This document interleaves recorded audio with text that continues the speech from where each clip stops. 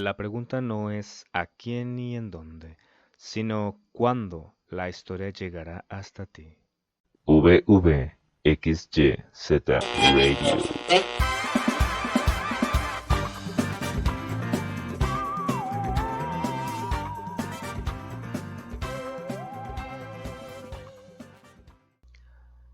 Estamos al aire. ¿Qué onda, hermanos y hermanas? Este es Davis, transmitiendo desde la cabina 6 VVXYZ Radio. en la torre de la International. Radio Broadcasting of Audiovisual Phonic Company. Hermanos y hermanas, la historia que les voy a contar el día de hoy ocurrió en algún lugar, tal vez no aquí y ahora, y aunque el tiempo la ha enterrado en las arenas, hoy vuelve a resurgir, hoy vuelve a la luz, como si estuviera viva. Es como si, por los siguientes minutos, la narrativa nos condujera hacia ese momento, como si nos tomara de la mano para bailar en plena disco y no pudiéramos hacer nada para rechazarle. Quizá porque tiene algo que nos gusta, nos interesa o tiene una onda tan peculiar que está canijo ignorar. Tal vez, no sé, sea como aquella persona especial que buscábamos y no lo sabíamos. La historia nos lleva a una tierra que parece tan lejana, pero tiene algo muy similar con lo que vivimos en la actualidad con las protestas, con el hombre que nos vigila y toda esa basura que te enseñan en la escuela. Así que, relajémonos, ajustemos nuestros asientos y disfrutemos del viaje. Vivamos el momento que esta transmisión nos ofrece, porque por los próximos minutos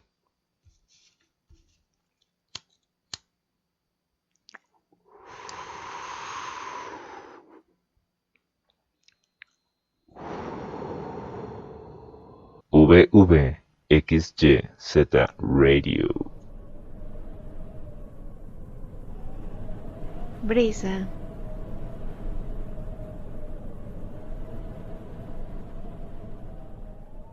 no tendrás dioses ajenos delante de mí. Éxodo 23.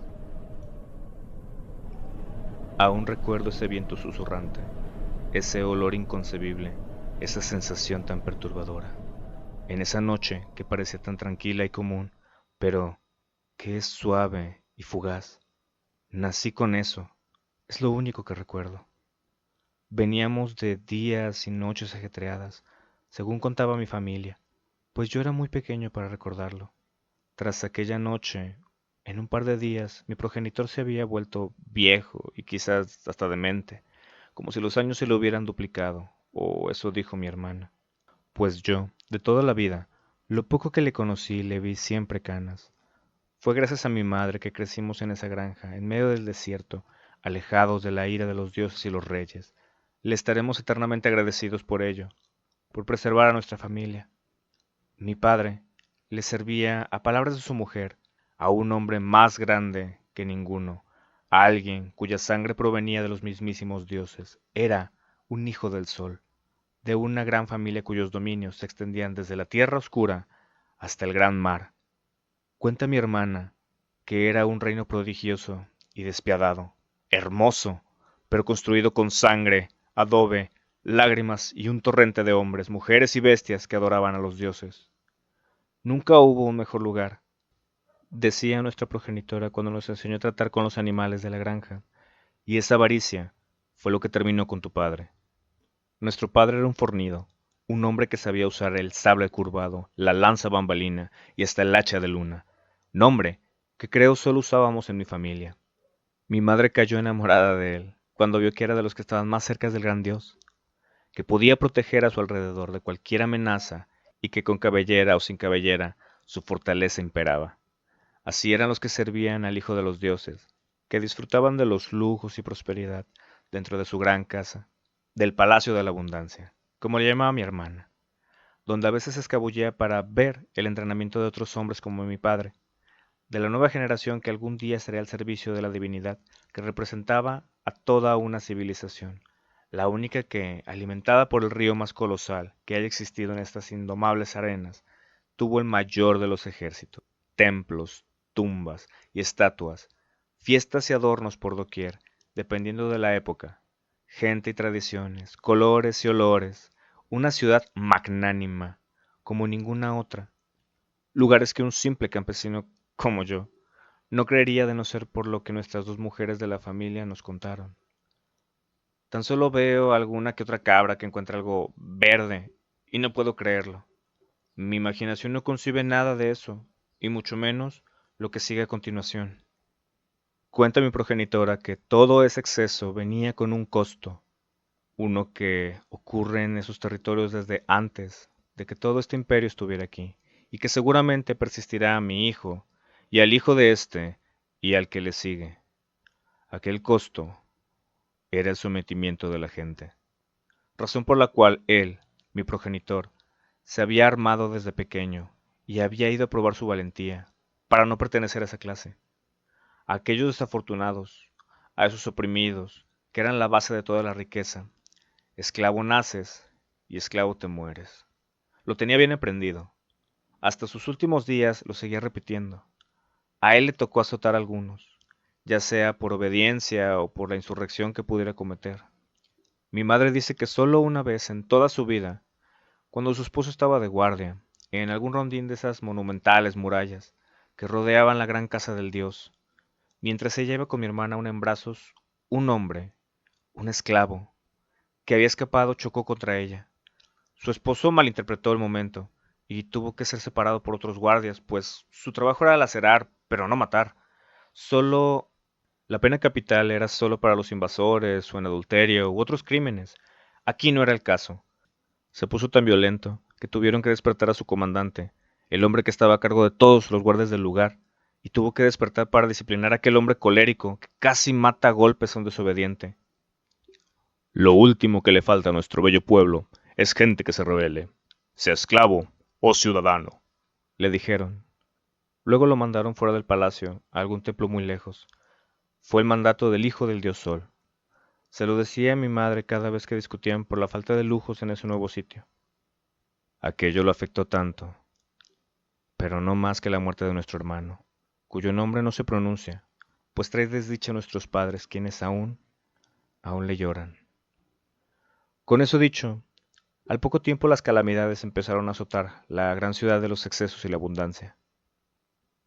El pueblo sometido había encontrado un arma, una más efectiva que cualquier sable, cualquier lanza o cualquier látigo, una más resistente que cualquier escudo, y más poderosa que cualquier ejército, la fe, pues entre los esclavos, entre aquellas personas de diferentes lugares había aparecido un hombre que hablaba de que aquel, descendiente divino de la gloriosa ciudad, no era más que un tirano, avaro, déspota y devorador de almas, que tenía a sus hombres, mujeres y niños aprisionados, con una miserable ración de levadura, mientras él erguía estructuras tan altas que cada vez desafiaban más la crueldad humana.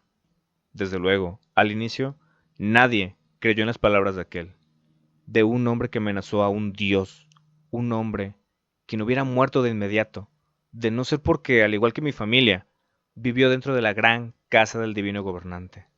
O eso me cuentan, de aquella tragedia que azotó al pueblo provocada por ese tal hombre, que pedía la libertad de su gente.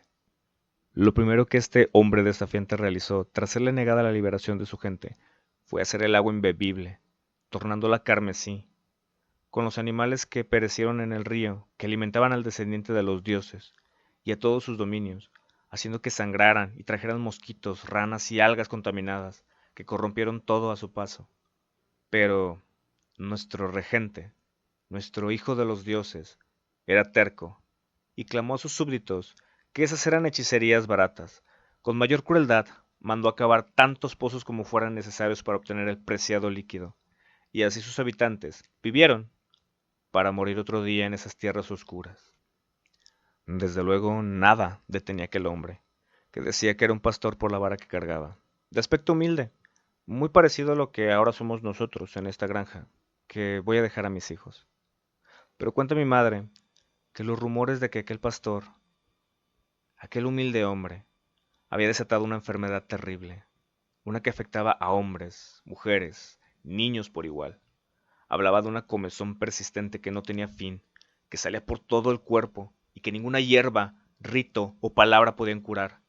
Un mal que provocaba que la piel se cayera, se deformara y se abriera, como si un alfarero hubiera realizado su peor obra en la piel de la gente, que ésta terminaría pereciendo. Aún así, el nacido de los cielos no quiso doblegarse. Decía mi progenitora al recolectar los dátiles cuando yo era pequeño, y aquel pastor, guiado por un poder místico que iba más allá de nuestra comprensión, siguió azotando nuestro pueblo. De todos lados llegaba gente al templo donde habían sido exiliados mi padre y mi familia, con relatos cada vez más fantásticos. Por ejemplo, de alimañas que brotaban de la nada y se comían las cosechas, de pestes que mataban al ganado por más sano que éste se encontrara, de un enjambre que tapó completamente al sol y devastó todos los alrededores. Pero todas estas calamidades nunca afectaron a los esclavos ni al pastor, mismos que solamente deseaban abandonar aquellas tierras que ahora eran malditas. Por supuesto, el divino gobernante no cambió de opinión. Cerró sus puertas, aisló a los enfermos, mandó sellar los templos hasta nuevo aviso, lo cual de hecho salvó a mi familia en ese momento, y quemó todo aquello que pareciera enviciado por los males que azotaron a su territorio.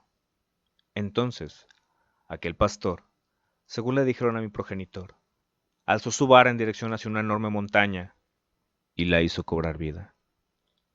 Nació entre sangre, ira y fuego, con un estruendo tal que mi madre, quien me llevaba en su vientre, se estremeció y cayó.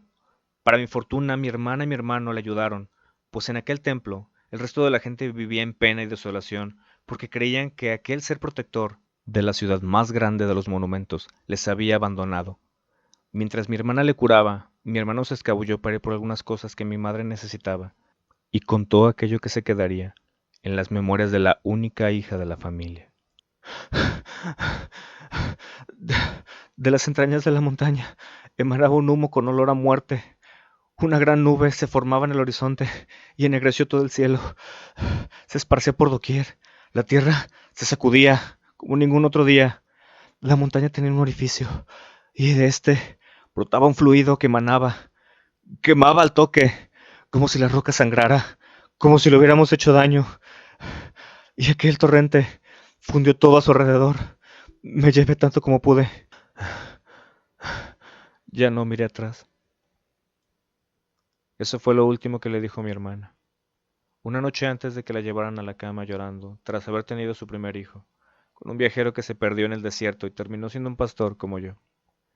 Quienes vivían en el templo cerraron todo aquello que pudiera ser una ventana. La oscuridad se volvió la ama y señora en ese momento. Aquella noche duró como 3, y nadie salió, porque nada se podía ver. El aire era pesado y asfixiante, según dijo mi padre, que junto a un par de hombres que quedaban en el templo, cuidaban de las familias dentro. Fue en algún momento de ahí, de esa noche tan eterna, que escucharon un viento, uno que venía del este, un viento que soplaba en el oído, que era frío y súbito, que hizo que el más valiente de los hombres del templo temblara. Quienes lo sintieron, juran que duró unos instantes, cual ventisca, pero hay quienes lo siguen sintiendo como yo, pues nací esa noche cuando mi hermano se fue. Mi llanto se juntó al de otros, de hombres y mujeres que amanecieron con sus hijos, mismos que yacían inmóviles, sobre todo en las habitaciones bajas, donde solo los más condecorados y de mayor estatus se habían encerrado, pues la servidumbre dormía en lo más elevado, donde suele hacer un poco más de frío, y donde fue más difícil de tapar, donde los agujeros y el desgaste de las paredes son más habituales y se tiene que rellenar constantemente. El viento se había llevado a muchos, la mayoría, niños que se habían quedado al lado de sus padres, niños que hubieran sido guardias, consejeros, sacerdotes o, quizás, dioses. Todo el pueblo lloró ese día, el hijo de los dioses también. El pastor lo había conseguido, su gente había sido liberada, nadie tenía la voluntad para detenerlos. Las puertas se abrieron y toda la oscuridad se fue. Dice mi hermana que era un bello día, con un sol resplandeciente que mostraba las heridas de lo que aquel imperio de las arenas había sido. Pronto, la gente del templo, la sobreviviente, supersticiosa, envenenada, envidiosa, juraron que yo, el recién nacido, estaba maldito. Nuestro progenitor, que ya de por sí estaba lejos de lo que había sido su tierra y su sueño, tuvo que llevarse más lejos todavía a mi hermano fallecido y a la familia. Ni siquiera le dieron tiempo de realizar el rito funerario. Huimos, dijo mi padre. Nos salvamos, dice mi hermana. Así fuimos una familia otra vez, exclamó mi madre llorando por aquel día. Partimos como aquellos que seguían al pastor, exiliados de nuestra propia tierra, viajando con ellos por un tiempo, porque el clima del desierto es despiadado, separándonos de ellos en la primera oportunidad, pues con lo que ahí escucharon mis padres, se aterraron, o eso cree mi hermana. Nunca me ha contado aquello, pero deduzco que algo de las costumbres de aquel pueblo recién liberado les impresionó tanto, que no pudieron continuar con ellos. Recuerdo que una vez, entre sueños, mi hermana decía palabras referentes a ello, que no se quedaron con esa gente porque mis padres eran diferentes a ellos, que por sus vestimentas, que porque tenían que alimentarme, que porque encontraron un lugar donde hay agua y que está escondido para una pequeña familia que crece con los viajeros perdidos. Tal vez por eso nos quedamos aquí, en medio de la nada, donde no hay lujos ni estatuas, donde la arena ya no es oscura, donde el sol calienta pero no arde, donde tenemos nuestra vida y no servimos más que a nosotros mismos. Y así pasó. Hace ya muchos años de eso. Mis padres ya se han ido. Quizá se fueron para ser juzgados por Osiris, o tal vez para reencontrarse en los campos de caña, según recuerda mi hermana. Una viajera perdida que años después sería mi mujer, me dijo que su tío alguna vez supo de un pueblo así, el cual, una noche, como la que yo nací, tuvo que pintar con sangre de carnero su entrada, porque así se los había indicado un pastor, y que quienes no lo hicieran perderían algo muy valioso. Le pregunté más detalles, pero me dijo que no se acordaba, pues era muy pequeña y su tío era conocido por su gusto por la cerveza. Esto le contaba a la gente para que le pagaran su vicio, y nunca volvimos a hablar del tema. Hace unos ayeres, creí escuchar algo en el viento, en la noche, y solo por eso tuvimos que sacrificar a nuestro único macho cabrío. Mi hijo mayor fue quien pintó la entrada. Nada ocurrió.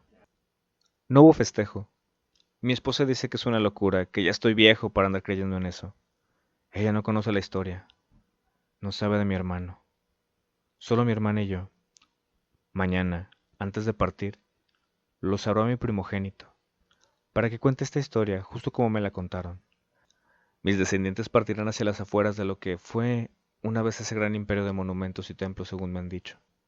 Lucen emocionados y me insisten en que vaya. Yo no deseo ir, y mi hermana, de quien hace mucho yace en cama, tampoco lo desea. Mi esposa dice que también quiere ir, porque desde que me conoció nunca quiso alejarse. Siempre tuvo más ánimos que yo por ver el mundo. Por eso fue viajera, por eso se perdió, y por eso llegó a mí. Ellos dicen que me contarán todo su viaje, pues es su primera vez que salen de aquí. Se les nota en su rostro, la juventud, bella y efímera en su pleno apogeo. Les digo, antes de irme a la cama, únicamente les pedí que trajeran un carnero, para reemplazar al que teníamos, que nunca falte. Se los pedí sujetándolos a todos con mis brazos huesudos. Ahora intento conciliar el sueño, pero una situación me inquieta. Por alguna razón, aquí, en medio de la nada, huelo, escucho, siento como un susurro, pero súbito, como si una ventisca rodease nuestro hogar. Se siente gélido, más que otras veces, pero suave, como si esta breve sensación me fuera familiar. Es como si el viento pronunciara mi nombre.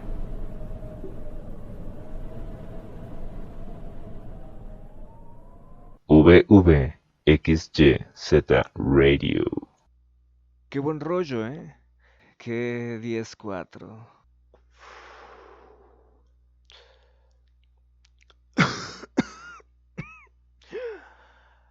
Esa historia me recordó a cómo a veces la gente no cuestiona el sistema y solo sigue al rebaño, como en la escuela o las instituciones, la globalización, a los padres, todo el sistema. Luchemos contra el poder, claro. Creo que nos recuerda también que sin importar la época o la zona geográfica, hay cosas que nos cambian para siempre, que se quedan ahí con nosotros sin importar el paso del tiempo. ¿Cuántos de nosotros no hemos vivido en el pasado? ¿Cuántas de esas costumbres continuamos haciendo sin saber el por qué? ¿Y somos conscientes de ello? Pero sobre todo, ¿lo mismo que yo veo es lo mismo que tú ves?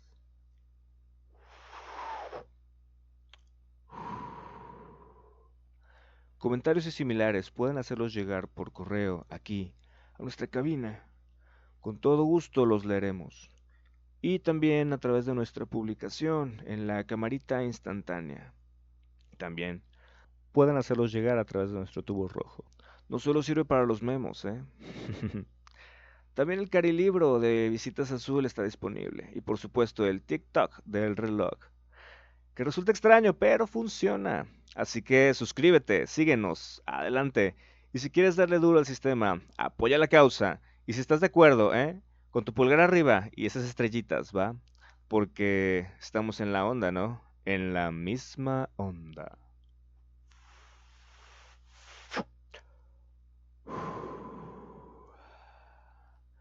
Recuerda que con cada transmisión hay una nueva historia, misma que te estará esperando más cerca de lo que crees. Así que sigamos adelante, hermanos y hermanas. Sintonízanos en la siguiente emisión, en este mismo horario, en esta misma frecuencia, para saber si la historia pasó, está pasando o pasará. Si le ocurrió a alguien que conoces, o si ya eres parte de la misma. Porque quizás hoy no, pero nadie sabe lo que nos deparará el mañana. Yo soy Davis, en la cabina 6 de... en la torre de la International Phonic Company. Recordándote que la historia, tarde o temprano, llegará hasta ti. Hermanos y hermanas, que les vaya bien. Yo los veré del otro lado del vinilo.